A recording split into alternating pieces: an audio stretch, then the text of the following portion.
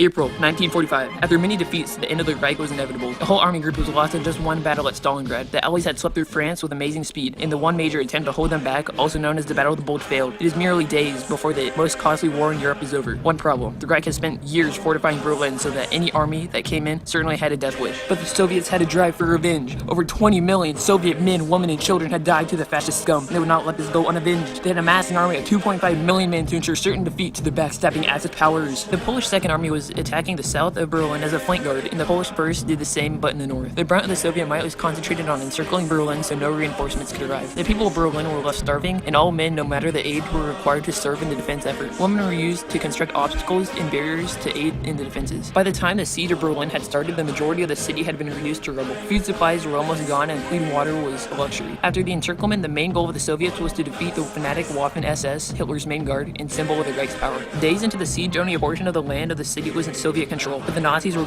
getting weak from low supplies and exhaustion. Eventually, the Soviets made it to the Reichstag in time. The Führer Adolf Hitler and his wife committed suicide in their bunker to avoid capture. Only a couple of days later, the Reichstag fell to the Soviets, ending the Battle of Berlin. In total, 80,000 Soviets died and 100,000 Nazis died in the Battle of Berlin. This battle ended the war in Europe and created the Iron Curtain that fell across Eastern Europe until the collapse of the Soviet Union on the 25th of December 1991. In total, almost 400,000 Wehrmacht POWs died in the gulags of Siberia.